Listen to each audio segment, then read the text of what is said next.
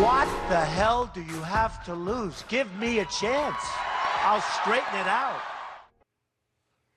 Well, that was Donald Trump on the campaign trail telling black folks what the hell do they have to lose? He'll straighten it out. Really? Y'all know black folks didn't buy that one. White folks did, but we didn't buy it. Well, we now know the latest thing that he is doing, and that is they are dismantling across the board, civil rights efforts in a number of federal agencies. That's according to the 2018 budget they have presented. Of course, one of the issues is designed to affect police discrimination, and you already have, of course, Attorney General Jeff Sessions, who's saying, hey, they want to make it easier because, you know, these things are tough for morale on police officers.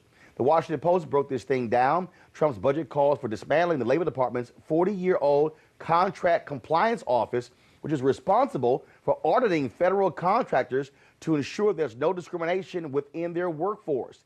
As a cost-saving measure, the office, which employs 600 people, will fold into the Equal Employment Opportunity Commission, or the EEOC. Now, according to their budget, they will reduce operational redundancies, promote efficiencies, improve services to citizens, and strengthen civil rights enforcement. Now, y'all know that's a lie. Strengthen? Yeah, right, okay. The budget also calls for severe cutbacks in the Department of Education Office of Civil Rights, which, among other things, investigates charges of discrimination in school districts around the country. The plan would eliminate more than 40 staffers. The department itself concedes the proposed cuts would hurt their ability to conduct investigations. Okay, I want you to hear that again. They will admit it will hurt the ability to investigate various examples of discrimination. This is what they say: to address steady increases in the number of complaints received and decreased staffing levels, OCR must make difficult choices. Enforcement staff will be limited in conducting on-site investigations and monitoring, and OCR's ability to achieve greater coordination and communication regarding core activities will be greatly diminished. They also, of course, Trump administration, appoint department heads who view former President Obama's civil rights policies as overreaching. At the EPA, for example, Administrator Scott Pruitt wants to eliminate the program that helps residents in minority communities deal with health threats such as emissions from chemical plants. All right, let's break this thing down, folks. From D.C., Judith Brown Dianis, a civil rights attorney, the executive director of the Advancement Project. Also on our panel, we have, of course, Rena Shaw-Barrar, a Republican political strategist and consultant; Greg Carr, chair of the Department of Afro-American Studies at Howard University; and Tanya Clay House, civil rights advocate and former deputy assistant secretary under the Department of Education. Joining me here in New York is the president and CEO of the National Urban League, Mark Morial. Now, he wasn't supposed to be in this segment, but he's sitting right next to me, so what the hell are we talking about? Got a lot to say. Yes, you do. All right, so, Judith, I want to go to you first. So, look, here's the real deal here. Here's the deal, okay? Very simple. Here's the deal. He lied. This whole deal about, oh, you have nothing to lose. No, you have a whole lot to lose. We now see that. That's right. That's right. We got a hell of a lot to lose. I mean, this move by the Trump administration is part of their Make America Great Again plan. It means taking us back. When you think about this office at the Department of Labor that not only makes sure that those who get contracts with the government can't discriminate, but also takes the step of ensuring that they're actually putting in place affirmative action plans. This is an office that was set up in 1965 by President Johnson. And so he's not just going to take us back to pre-Obama. He's taken us way, way back so that we will have to, reinvigorate a new civil rights movement to fix old problems. And so this is a problem. The Department of Education Office for Civil Rights has been integral in making sure that discrimination against children of color does not happen in schools, including things around school discipline and the school to prison pipeline. They have done incredible work around that issue.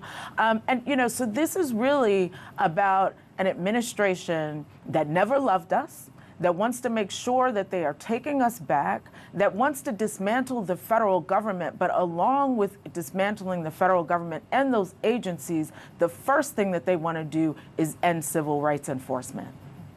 Tanya, you work in the DOE, and again, what you're looking at here is a Trump administration that does not care about civil rights. We've seen this with Attorney General Jeff Sessions, and now we're seeing Trump say, across the board, we're going to whack these offices.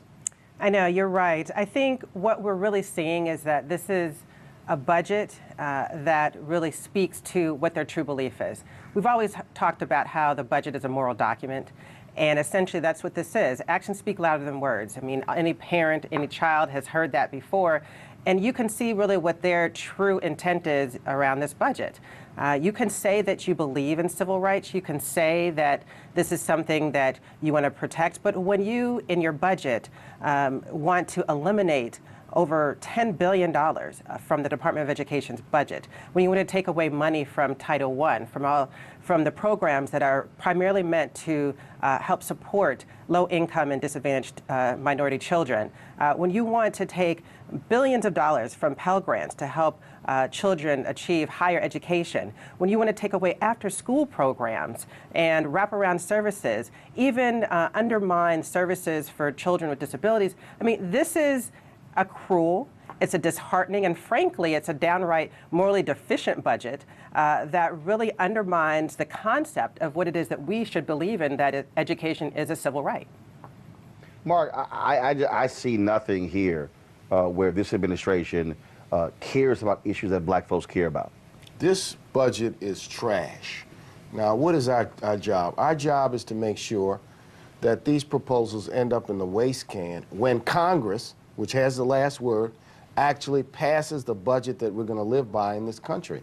And this cutback in civil rights enforcement, you've got to go back to Reagan to find another administration that was so contemptuous of civil rights enforcement. But that's just one problem, and Tanya mentioned several others. The cutbacks in education, in workforce, in housing, in community development, in food stamps would eviscerate not only the social safety net, but the ladder of programs that people try to walk up to pull themselves out of poverty and into mainstream America. So we've got work to do, and I want people to understand this is a proposal by the president that we absolutely oppose.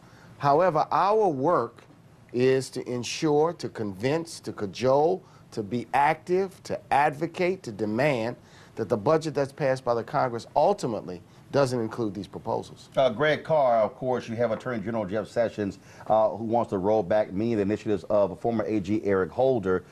They made it perfectly clear they want a clear runway for cops to do whatever they want to. And so this is a continuation of really what Trump's plan is.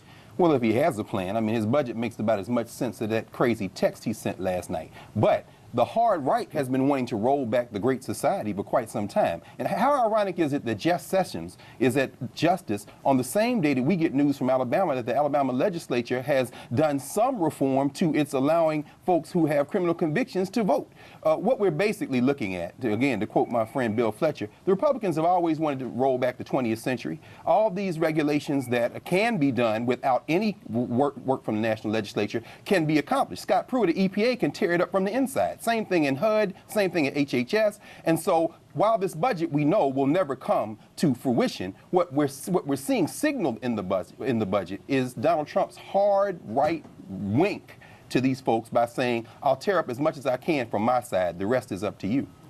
Rena. Roland, I tell you, when I got my first job out of college, it was in TV news. They said, write for an 8th grader. This is part of it. We've got to appeal. We've got to have Trump make this appeal to his base. This is like cajoling elementary schoolers and getting them to understand what he's doing for them. What he's doing is simplifying it. It's a very simple message here, what he's done. He's slashing. That's what his base likes. They like to see slashes. What's wrong here is that there's so much beneath the surface that makes America great. I'm reminded by the words of Vanita Gupta, who headed up the Civil Rights Division in the DOJ for the former administration. And I think this is something bipartisan. Federal government is there to protect our civil rights. That's not something we should be debating in 2017. So again, this is simplifying it, Trump appealing to his base again, but frankly, it should be bipartisan in that we need to be protecting our civil rights, not slashing offices which help ensure that they are protected.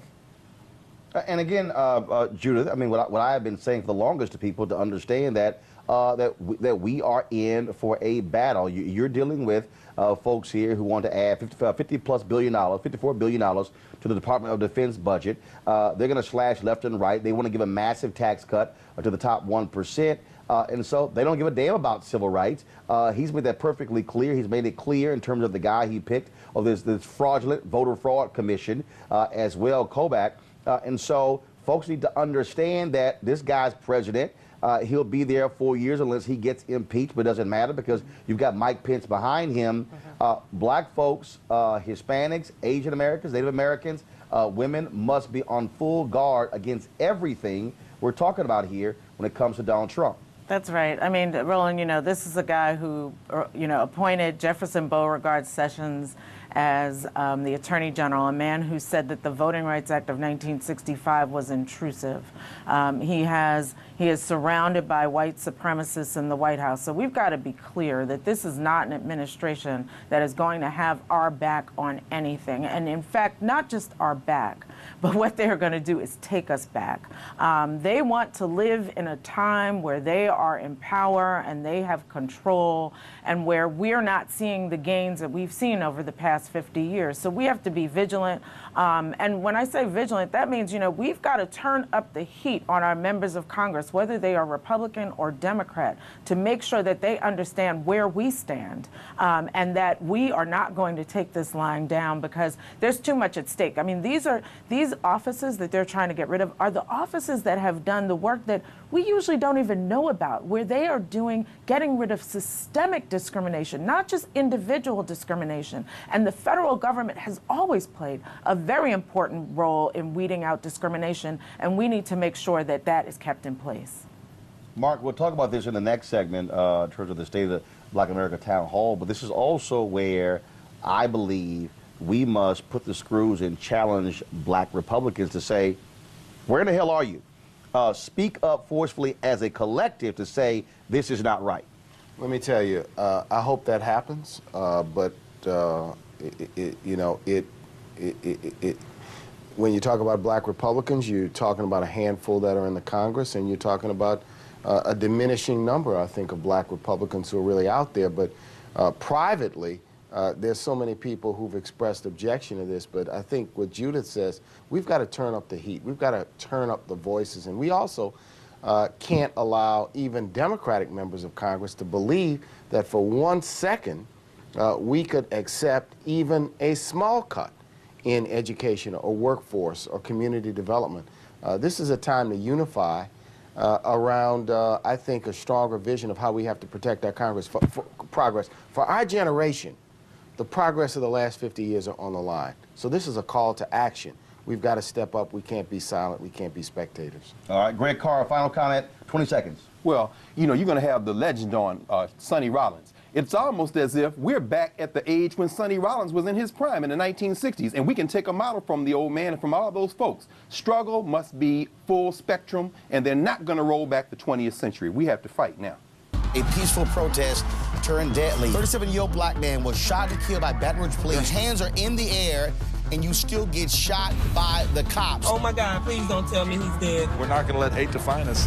Race is a big part of this. If truly all lives matter, then all lives need to matter equally. What we require is action. What we require is accountability. We understand that black lives do matter, and we will keep focused on this issue. NewsOne Now, every weekday morning at 7 on TV1.